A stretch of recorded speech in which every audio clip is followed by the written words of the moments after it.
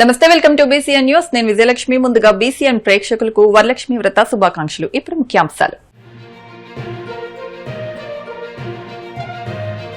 కోనసీమ మత్స్యకారుల గల్లంతుపై సీఎం చంద్రబాబు ఉన్నత స్థాయి సమీక్ష. ప్రమాదాలు జరగకుండా పటిష్టమైన ఎస్ఓపీ అమలు చేయాలని అధికారులకు ఆదేశం.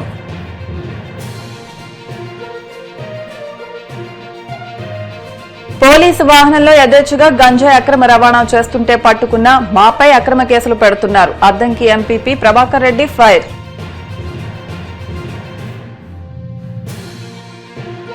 జగన్ను ఆశ్రయించిన డీఎస్సీ బాధితురాలు రాధిక. మంత్రి నారా లోకేష్ కోటాలో స్కూల్ అసిస్టెంట్ పోస్టు ఇప్పిస్తామని నమ్మించి డబ్బులు వసూలు చేసి మోసం చేశారని ఆరోపణ.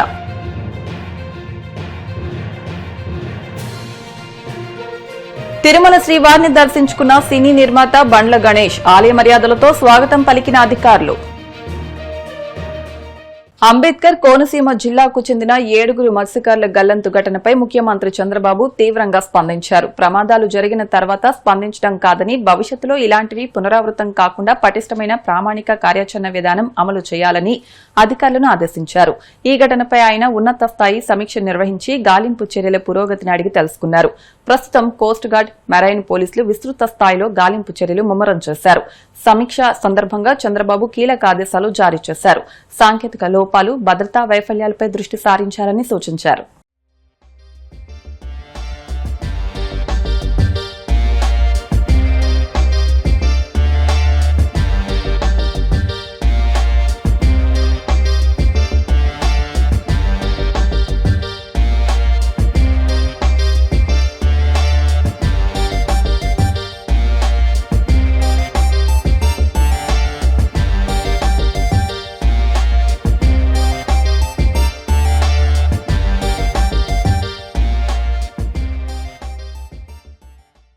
ప్రకాశం జిల్లా అద్దంకి మండలం శంకవరప్పాడు వద్ద పోలీసు వాహనంలో గంజాయి, మద్యం బాటిళ్లు బయటపడిన ఘటనపై అద్దంకి వైసీపీ నాయకులు జగన్ ను కలిసి తమ గోడు వెళ్లబోసుకున్నారు.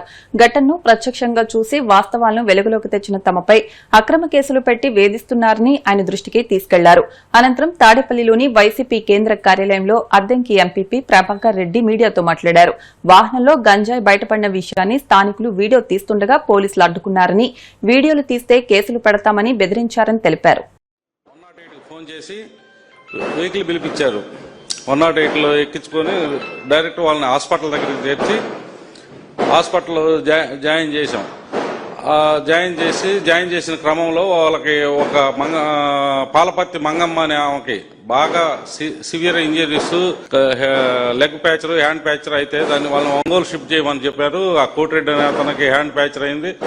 వేరే 2 క్షతగాత్రులకు చిన్న గాయాలు తగిలి తర్వాత వాళ్ళకి ఇంజక్షన్లు అవి చేయించి కుట్లు వేయించుకొని నా కారులోనే మళ్ళీ వెనక్కి ధర్మవరం ఎక్కిపోతున్న సమయంలో మన బలికొర ఎస్ఐ గారు అక్కడికి వచ్చి ఏదైనా వైద్యం చేయించుదామని చెప్పేసి కాంపౌండ్ బయట నుండి మాట్లాడాడు.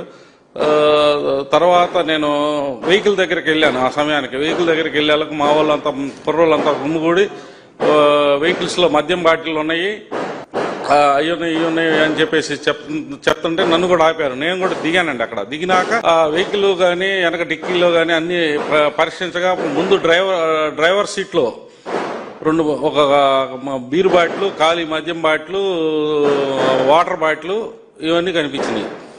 నెక్స్ట్ లెఫ్ట్ సైడ్ ఉన్న సీట్లో పుష్ బ్యాగ్ మొత్తం వెనక్కి సీట్ అంతా వాల్చి పొనుకొని నిద్రపోతూ వస్తున్నట్టు అనిపించింది. రైట్ సైడ్ లో డ్రైవర్ నాగరాజు గారు, బలికుర ఎస్ఐ గారు వెహికల్ డ్రైవింగ్ చేస్తున్నారు. పక్కనే నాగమల్లేశ్వరరావు గారు, సొంతమగలూరు ఎస్ఐ గారు పొనుకొని ఉన్నారు. తర్వాత డిక్కీ ఓపెన్ చేసి చూడగా ఒక బ్లూ బ్యాగ్ లో సైడ్ కవర్ లో వచ్చేసి ఒక మద్యం ఫుల్ బాటిల్ ప్యాకెట్ లాగా కనిపించింది. ఏంటిది ఆ ప్యాకెట్ అని చెప్పేసి పేకింగ్ లోపల గంజాయి చూసి స్టన్ అయిపోయారు అందరూ కూడా. ఈ ఓపెన్ చేసి ఎప్పుడైతే తీస్తున్న క్రమంలో మా అద్దంకి సిఐ గారు సుబ్బరాజు గారు ఎవరిని కూడా వెహికల్ దగ్గరికి రానియకుండా భయభ్రాంతులకు గురి చేస్తూ వీడియోలు తీస్తారా అని చెప్పేసి మాట్లాడుతూ వీడియోలు తీసిన వాళ్ళందరినీ బెదిరిస్తూ, నేను ఆ రోజు ఆ ఘటనలో ప్రత్యక్ష సాక్షిగా ఉన్నానని చెప్పేసి నన్ను బెదిరించి, నువ్వు అంతకుముందు కేసుల్లో ఉన్నావు, ముద్దాయిలుగా ఉన్నావు, నీ మీద మళ్ళా కేసులు కట్టి జైలుకు పంపిస్తానని చెప్పి నన్ను బెదిరించి అన్ని చేస్తా ఉన్నారు. మన గౌరవ డిఎస్పీ గారు ఆ రోజు సంఘటనలో ఏం చెప్పారు, ధర్మవరం దాటగానే శంకవరపాడు ధర్మవరం మధ్యలో గంజాయి దొరికింది, అది దాన్ని సీజ్ చేసి తీసుకొని వస్తున్నాం అన్నారు. మన ఎస్పీ గారు ఏం చెప్పారు, అక్కడెక్కడో కొమ్మాలపాడు దగ్గర సీజ్ చేసామన్నారు. వాస్తవంగా అది కాదు. ఆ రోజు వాళ్ళకి గంగమ్మ గుడి దగ్గర ఒక పోలీసులు అందరూ కలిసి ఒక ఫంక్షన్ చేసుకున్నారు. ఫంక్షన్ చేసుకుని నాన్ వెజ్ ఫంక్షన్ చేసి వాళ్ళు ఎవరెవరు వచ్చారు, ఎంతమంది అతిరథ మహారాజులు అందరూ వచ్చారు. ఆ ఫంక్షన్ లో పాల్గొని అక్కడ ఏదో కార్యక్రమాలు చేసుకుని దాని వస్తువు కూడా ఆ టైంలో వాళ్ళకి ఎట్లా జరిగింది అనేది పూర్తిగా లెఫ్ట్ సైడ్ లో ఉన్న వెహికల్ కి వాళ్ళు చెప్పేదంతా కట్టు కదా మోటార్ సైకిల్ అడ్డం వచ్చిందని అవన్నీ అక్కడ ప్రత్యక్షంగా ఉన్న సాక్షులు ఉన్నారు, అందరు చూస్తా ఉన్నారు. లెఫ్ట్ సైడ్ లో ముందు మోటార్ సైకిల్ వస్తుంది, దాని వెనకిడితే ఆటో వస్తుంది. పూర్తిగా వీళ్ళు లెఫ్ట్ సైడ్ కి వచ్చేసి లెఫ్ట్ సైడ్ లో వెళ్లాల్సిన వాళ్ళంతా పూర్తిగా రైట్ సైడ్ కి వచ్చేసి ఈ సైడ్ కి వచ్చేసి ఉన్న వెహికల్స్ ని కొట్టడం జరిగింది. ఆ క్షతకరాతులని మేమే 108లో ఫోన్ చేసి పంపించామన్నారు. అది కరెక్ట్ కాదు. ఆ 108కి ఫోన్ చేసింది అక్కడ లోకల్ స్థానికులే, మా ఊరికి సంబంధించిన వాళ్ళే. వాళ్ళని చేర్చింది వాళ్ళే. అక్కడి నుంచి మళ్ళీ చేసినాక వాళ్ళిద్దరూ కూడా ఏరే వెహికల్ పిలిపించుకొని ఆ వెహికల్లో వెళ్ళిపోవటం.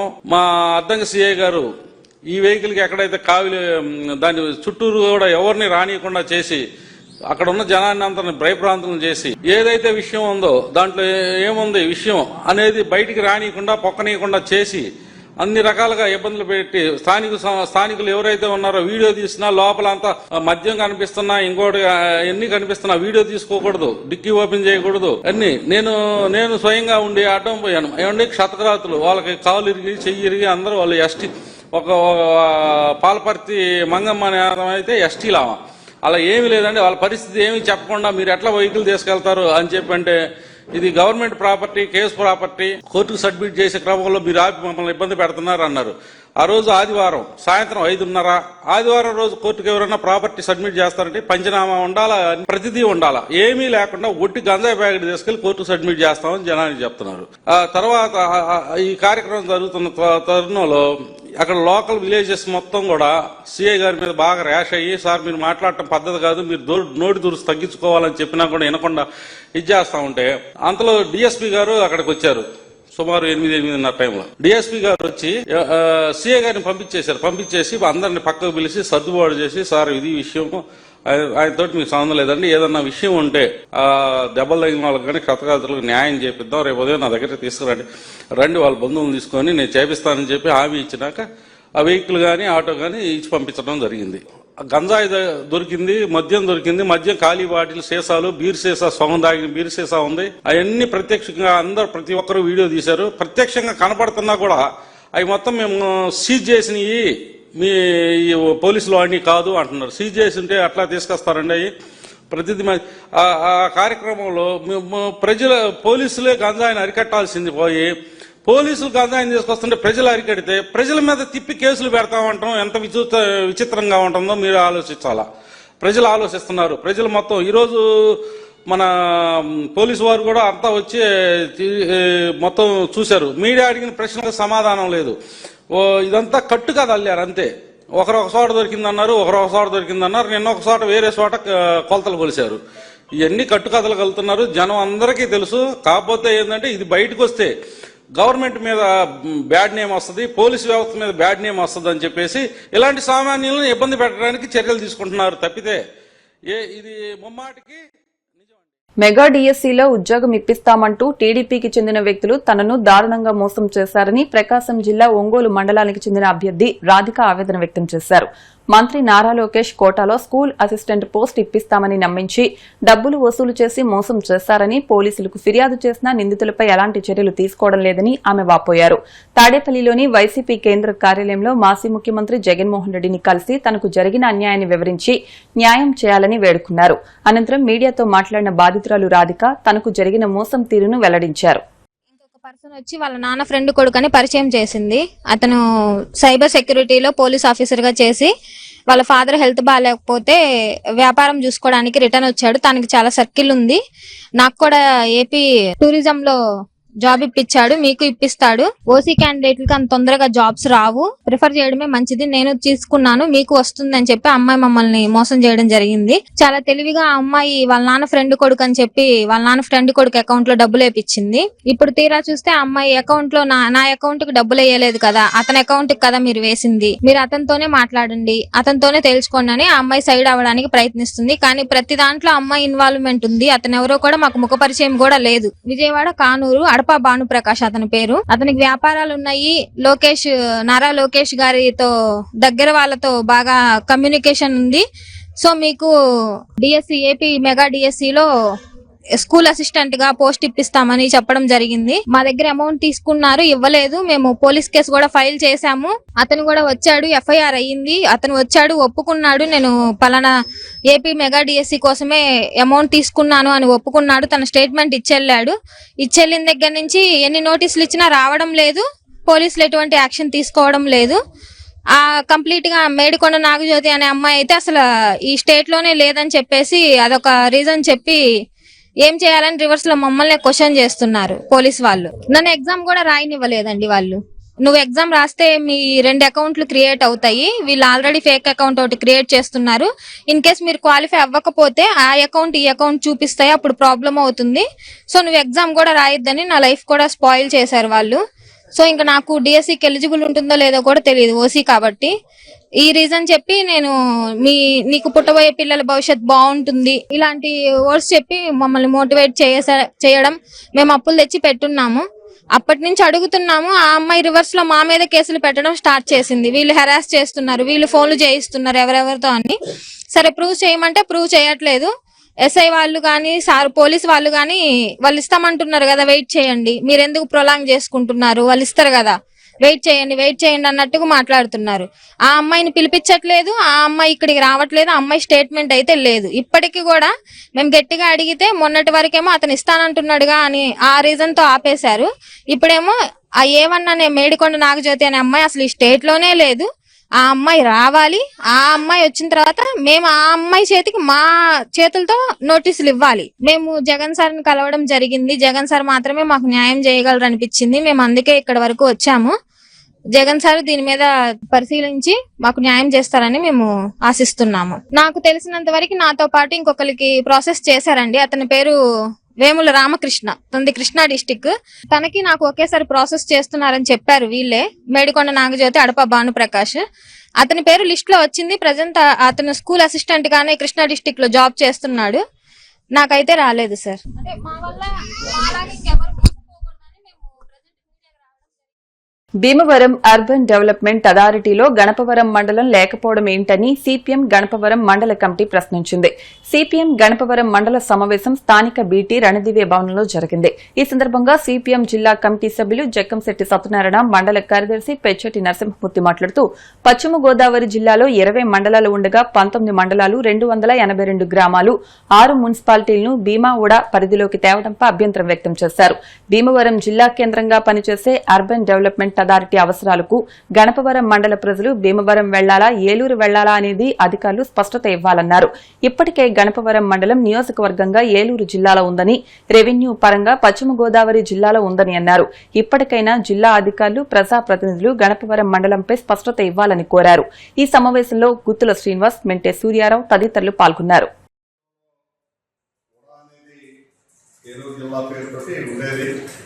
అయితే నిన్న ప్రభుత్వం సంబంధించి ఉత్తర్వులు ఇచ్చింది.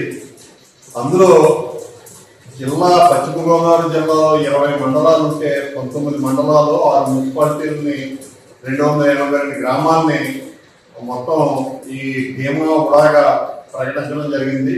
అందులో గణపవరం మండలం లేదు. అంటే 20 మండలాలు కానీ 19 మండలాలను మాత్రమే అందులో ప్రకటించడం జరిగింది.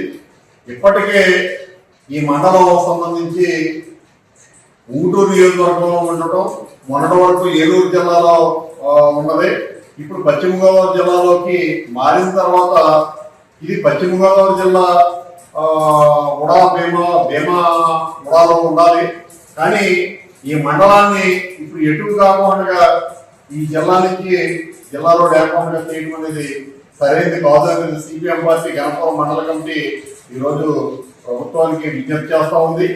ఎందుకంటే పశ్చిమ గోదావరి జిల్లా 20 మండలాలు పరిధిలోకి తీసుకురావాలి తప్ప 20 మండలాన్ని కాకుండా 19 మండలాన్ని ఈ భీమాగూడలోకి తెచ్చి ఈ మండలాన్ని మరి ఏలూరులో ఉంచారా, లేకపోతే ఈ మండలాన్ని గుర్తించలేదా ప్రభుత్వ అధికారులు అనేది చెప్పాలనేది ఈరోజు సిపిఎం పార్టీ అధికారులను ప్రశ్నిస్తా ఉంది. నేను కోరేది ఏంటంటే ఉమ్మడి పశ్చిమ గోదావరి జిల్లాలో ఉన్నటువంటి ఈ మండలాన్ని వేరేగా అనేక సార్లు ఇబ్బందులు పెట్టి పరిస్థితి ఉంది. ఇప్పుడు పశ్చిమ గోదావరి జిల్లా ఉంది కాబట్టి ఖచ్చితంగా పశ్చిమ గోదావరి జిల్లాలో ఈ మండలాన్ని భీమాగూడలో చేర్చాలని సిపిఎం పార్టీ గణపురం మండల కమిటీ విజ్ఞప్తి చేస్తాం. ఇప్పుడు కాసేపు ప్రకటనలు.